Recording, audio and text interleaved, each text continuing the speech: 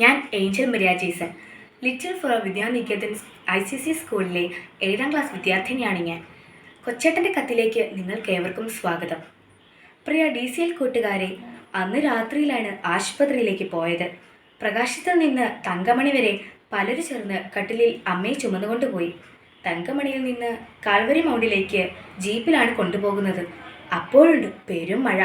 വഴി ഇന്നത്തെ പോലെയൊന്നുമല്ല, വെറും ചെമ്മൺപാത. മഴ പെയ്യുമ്പോൾ ചെളി കുഴഞ്ഞ മൺപാതയിലൂടെ ജീപ്പ് കയറ്റം കയറാൻ കൂടെ വന്നവർ ജീപ്പിൽ നിന്നിറങ്ങി തള്ളും. അങ്ങനെ 2-3 കിലോമീറ്ററുകൾ പെരുമഴയത്ത് വണ്ടി തള്ളിയാണ് കാൽവരി മൗണ്ടിലെത്തിച്ചത്. അവിടെ നിന്ന് കട്ടപ്പന സെൻറ് ജോൺസ് മിഷൻ ആശുപത്രിയിലേക്ക് പറന്നു. അവിടെ എത്തിയപ്പോഴേക്കും അമ്മച്ചിക്ക് പ്രഷർ കൂടി ശരീരം കോഞ്ചിപ്പോയി. 2 മണിക്കൂർ കൊണ്ട് മുണ്ടയ്ക്ക മെഡിക്കൽ ടെസ്റ്റ് ഹോസ്പിറ്റലിൽ എത്തിച്ചാൽ ചിലപ്പോൾ അമ്മയും കുഞ്ഞും മരിക്കില്ല. പിന്നെ ദൈവം തമ്പുരാനെ എന്ന് വിളിച്ചൊരു പോക്കാണ്. അന്ന് KK റോഡ് ഇന്നത്തെ പോലെയല്ല. വളവും തിരിവും കുണ്ടും കുഴിയുമാണ്. വീതി തീരെ കുറവും. അങ്ങനെ പറന്നു പോകുമ്പോൾ അമ്മയുടെ ബോധം പോയി. എല്ലാവരും ജീപ്പിലിരുന്ന് നിലവിളിച്ചു, കൊന്ത ചൊല്ലി പ്രാർത്ഥിച്ചു. ഒരു വളവ് തിരിഞ്ഞപ്പോൾ അതാ ഒരു പാണ്ടിലോറി വലിയ തടികളുമായി ഇഴഞ്ഞിഴഞ്ഞ് നീങ്ങുന്നു. ജീപ്പിന് ഓവർടേക്ക് ചെയ്യാനും ആവുന്നില്ല. ആകെ ടെൻഷൻ, കൂട്ടക്കരച്ചിൽ. കുറെ കഴിഞ്ഞാണ് ഒരു കയറിപ്പോകാൻ പറ്റിയത്. അങ്ങനെ ഒരു തരത്തിൽ മുണ്ടക്കയത്തെത്തി. അവസാനം ഓപ്പറേഷൻ കൂടാതെ പ്രസവം. അന്നേരമാണ് അറിഞ്ഞത് ഇരട്ടക്കുട്ടികളാണെന്ന്. അമ്മയ്ക്ക് ബോധം തെളിഞ്ഞത് 2 ആഴ്ച കഴിഞ്ഞാണ്.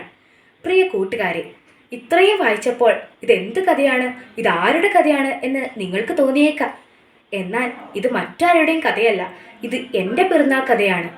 ഓർമ്മ വച്ച കാലം മുതൽ ഏതാണ്ട് കഴിഞ്ഞ 50-ലേറെ വർഷങ്ങളായി ഞങ്ങളുടെ അച്ചാച്ചനും അമ്മച്ചിയും എല്ലാ പിറന്നാൾ ദിനത്തിലും ഞങ്ങളോട് പറഞ്ഞിരുന്ന പിറന്നാൾ നാളിൻ്റെ കഥയാണിത്. കേട്ട് കേട്ട് കാണാപ്പാടമായിട്ടും കഴിഞ്ഞ വർഷവും ആദ്യം കേൾക്കുന്നത് പോലെ ഞങ്ങൾ ആവേശത്തോടും അത്ഭുതത്തോടും കൂടി കേട്ട കഥയാണിത്. കൂട്ടുകാരെ, നമുക്ക് എല്ലാവർക്കും പിറന്നാളുണ്ട്. നമ്മൾ തന്നെ ഹാപ്പി ബർത്ത്ഡേ എന്ന് പറയുന്നത്. എന്നാൽ നമ്മൾ പറയുന്ന നാൾ ആർക്കാണ് ഹാപ്പി ബർത്ത്ഡേ ആകുന്നത്? പിറന്ന നാളിൽ നമുക്ക് അത് ഹാപ്പി ബർത്ത്ഡേ ആയിരുന്നോ? എന്നിട്ടും നമ്മൾ ചീവീട് കരയുന്നത് പോലെ നീണ്ട വായിൽ നിലവിളിക്കുകയായിരുന്നല്ലോ. പിറക്കുമ്പോൾ കുട്ടി കരയണം.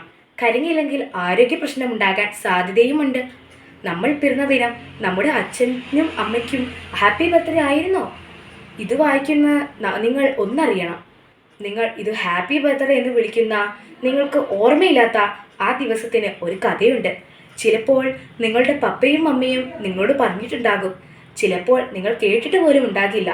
നിങ്ങളുടെ ജീവിതം സുരക്ഷിതമാകാൻ, നിങ്ങളുടെ ജീവിതം സന്തോഷഭരിതമാകാൻ നിങ്ങളറിയാതെ മാതാപിതാക്കളും മറ്റുള്ളവരും ഏറ്റെടുക്കുന്ന കണക്കില്ലാത്ത കഷ്ടപ്പാടുകളുടെ ഓർമ്മയാണിത്. നമ്മളിൽ പലരും ഹാപ്പി ബർത്ത്ഡേ എന്ന് വിളിക്കുന്നത്. വളരുമ്പോൾ നമ്മളുടെ പിറവി നൽകിയവരെ മറന്നേക്കാം. എന്നാൽ അവർ മറക്കില്ല. നമ്മുടെ പിറവിയും നമ്മൾ അറിവിനും ബോധത്തിനും മുൻപ് കാട്ടിക്കൂട്ടിയ അസഹനീയമായ സകല വികൃതിയും അവർ ഒരിക്കലും മറക്കില്ല. ഇന്ന് അച്ചാച്ചൻ മരിച്ചതിന് ശേഷമുള്ള ആദ്യത്തെ പിറന്നാളിനും 1ാമത്തെ ഹാപ്പി ബർത്ത്ഡേയുടെ ഓർമ്മകൾ പറയുന്നവരുണ്ട്. ഈ ദിനത്തിലെ കാറ്റിലുകൾ പോലെ മുഴുകുന്നുണ്ട് ആ ശബ്ദം.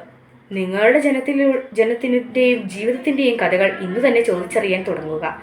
അത് കേൾക്കാൻ സമയം കൊടുക്കുക. അപ്പോൾ നിങ്ങളറിയും നിങ്ങൾ എങ്ങനെ ഇന്നത്തെ നിങ്ങളായെന്ന്. ആ അറിവാണ് മക്കളെ ജീവിതത്തിൻ്റെ നിറവ്. ആശംസകളോടെ സ്വന്തം കൊച്ചേട്ടൻ. Thank you.